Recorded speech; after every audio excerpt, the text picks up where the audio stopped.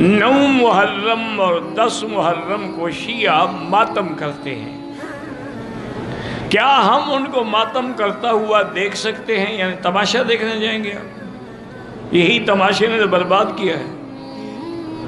اگر اہل سنت کے جاہل ان کے ماتم دیکھنے کے لیے نہ جائیں تو لوگوں کو پتہ لگ جائے کہ شیعہ ہیں کتنی، عدد ان کو سمجھ آ جائے گا. لیکن ہمارے جاہل لوگ جا کے شریک، یہ تو گناہ کا کام ہے، تم گناہ دیکھنے جاؤ گے.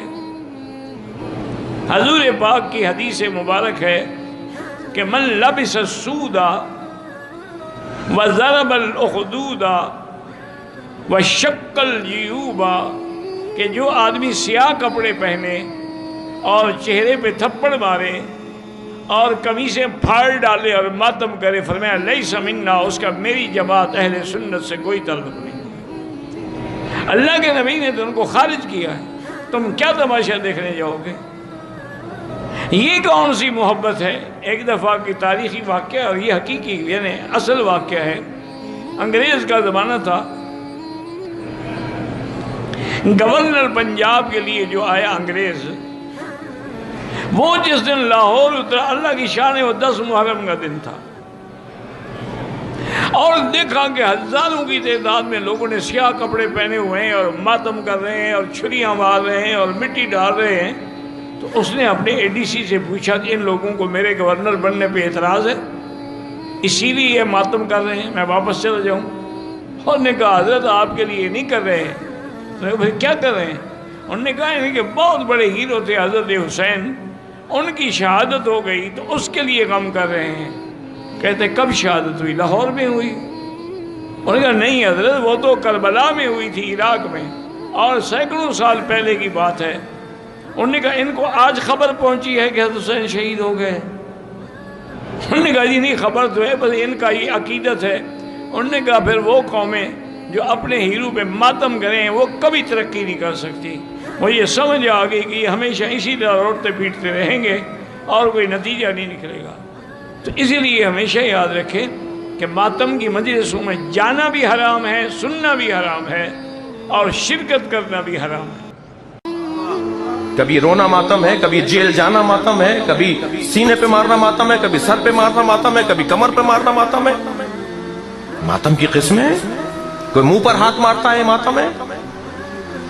اہل بیت کی یاد، اہل بیت کی یاد میں زندگی گزارنا اور ان کے غم کو تازہ رکھنا، یہ ماتم کی قسمیں. اللہ نے ہمیں ماتم کے لیے پیدا کیا ہے. کوئی شریعت سے اس کا تعلق نہیں، سب کی سب بدعات ہیں. دین کے اندر ایگزیجریشن کی گئی ہے اور اس سے بھی آگے بڑھ چکے ہیں. اب تو زنجیر زنی اور چھریاں مارنے تک بات آ چکی ہے. حالانکہ مفتی اعظم جو ہیں ایران کے خامنائی صاحب، ان کا فتویٰ ہے کہ یہ حرام ہے چھری مارنا اپنے آپ کو. لیکن آپ کو پتہ ہے انڈیا پاکستان بنگلہ دیش میں جو شیعہ ہیں، یہ تو شیعہ ہے ہی نہیں ہے، یہ تو ذاکرین کے فالورز ہیں. کوئی علمی شغف ان کا ہے نہیں ہے. انہوں نے رسومات کا نام جو ہے وہ اہل بیت اور مکتب اہل بیت اپنے آپ کو کہہ رہے ہیں. مولانا اسحاق صاحب رحمہ اللہ تعالی، جن کی بڑی ایکسپرٹیز تھی اس فیلڈ میں، انہوں نے باقاعدہ شیعہ کی فقہ کی کتابوں سے بتایا کہ ماتم کرنا حرام ہے. وہ آج کے علماء کی لکھی نہیں، پرانی ہے. یہ بدعات ہیں جو انہوں نے داخل کی ہیں، جیسا کہ کئی بدعات اہل سنت کے ہاں بھی داخل ہو گئی. یکم محرم کا جلوس بھی تو بدعت ہے نا. اگر 10 محرم کا بدعت نکالا ہوا انہوں نے، پروگراموں کے میں خلاف نہیں ہوں، آپ کریں، سارے خلفائے راشدین کے پروگرام کریں، لیکن سڑکیں بلاک کر کے لوگوں کو تکلیف میں ڈالنا، مریض ہاسپٹل تک نہ پہنچ سکے، بچے سکولوں تک نہ پہنچ سکیں، اور اس طریقے سے یہ معاملات کو کرنا، یہ نہیں ہونا چاہیے. آپ کنٹرول انوائرمنٹ کے اندر کسی گراؤنڈ میں سرمنی کریں، کسی مسجد میں کریں، کسی امام بارگاہ میں کریں، ضرور کریں. لیکن یہ جو باقی جو چیزیں، یہ جھولے اور ذوالجناح کے جلوس نکالنا اور یہ پنجے اور اس کے نیچے سے گزرنا، اور پھر آج کل تو گھوڑوں کو دفنا بھی رہے ہیں ٹھیک ہے. تو یہ سب کی سب بدعات ہیں دین میں داخل کی ہیں، اور اس کی وجہ سے شیعہ کی ان ایکٹیویٹیز نے یعنی مکتب اہل بیت کو نقصان پہنچایا ہے. بجائے کہ ان کی تعلیمات کو سامنے لایا جاتا، ان لوگوں نے ان معاملات میں ڈالنا شروع کر دیا. بھائی صاحب نے سوال کیا کہ ہم دیکھتے ہیں کہ مسلمان لوگ اپنے जिस्म को मारते हैं और खून करते हैं, क्या है? कुरान मजीद में कहा नहीं लिखा है कि अपने जिस्म को मारना चाहिए, जहाँ तक ये सही हदीस है। अल्लाह के फरमाते अगर इंतकाल होता है या कोई नुकसान होता है, मैक्सिमम आप 3 दिन तक शोक मना सकते हैं, 3 दिन से ज्यादा नहीं। तो इंतकाल होने के बाद भी, मौत के बाद भी अगर आपको शोक मनाना है, अगर आपको you want to well and cry, maximum 3 days. तो ये कुरान और हदीस के मुताबिक नहीं है, और कोई भी करता है तो कुरान के खिलाफ करता है।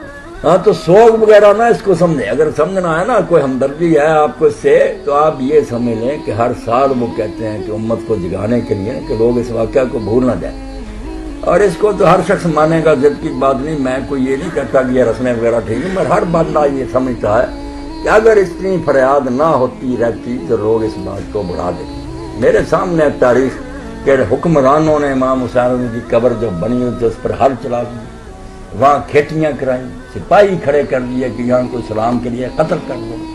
हर तरह इन्होंने कोशिश की कि ये बात दुनिया को भूल जाए। इसलिए इस हद तक तो ये बात ठीक है, ला युहिब्बुल्लाहु अल-जहरा बिस्सूइ मिनल क़ौल इल्ला मन ज़लम, कि जुल्म हुआ उन्होंने तो आदमी को चीखने चिल्लाने का हक। रो कर उम्मत को बताते रहते हैं कि पहली सदी और नवासा रसूल हुजूर के कंधों पर सवारी करना उसका ये हजर।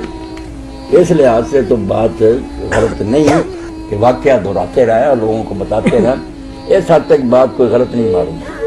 मौला अली की शहादत में ना हसन ने मातम किया ना हुसैन ने मातम किया, सैयदना हसन को जहर दिया गया, मातम नहीं हुआ। अहले बैत में से किसी ने मातम नहीं किया।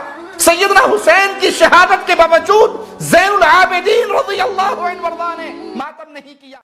मातम नहीं, इस्लाम में जो है ना, नोहा करना, मैयत पे रोना पीटना, ये हराम है। सही बुखारी सही मुस्लिम की हदीस है इस बारे में। अभी अजीब अलग बात है कि लोग कहें कि अहले बैत पे नोहा जायज़ है और आम मैयत पे जायज़ नहीं, तो अहादीस में ऐसा कोई फ़र्क याद रखो। किसी से मोहब्बत के लिए ना उसकी इत्तिबा ज़रूरी है। क्या कभी हज़रत हसन ने नोहा किया है? एक मिनट जी, मैं ये बात मुकम्मल कर लूँ फिर आपकी तरफ आता हूँ। क्या अहले बैत में से किसी ने कभी ये मातम किए हैं? और उनके भी यहाँ तो मैयतें हुई हैं, उनके यहाँ भी जुल्म हुए उनके ऊपर, लेकिन हमें नहीं मिलता कि खुद हज़रत जाफ़र तैयार जब शहीद हुए हैं तो उनकी ज़ौजात ने चीखो पुकार कर शुरू कर दी। आप सल्लल्लाहु अलैहि वसल्लम को गुस्सा आया, फरमाया कि जाओ इनके चेहरों पे खाक डाल दो। हालांकि अपने शौहर का कितना बड़ा गम था, और शौहर भी कौन? कुरैशी सरदार जाफ़र तैयार अहले बैत में से थे, नबी के सगे चचाजाद भाई, मगर उनकी बीवियों को भी नबी ने चीखने चिल्लाने की इजाज़त नहीं दी। तो हमें कैसे इजाज़त मिल सकती है कि हम हज़रत हसन की याद में चीखें चिल्लाएं? हज़रत हसन से मोहब्बत हमारे ईमान का, हज़रत हुसैन से मोहब्बत हमारे ईमान का जुज़्व है।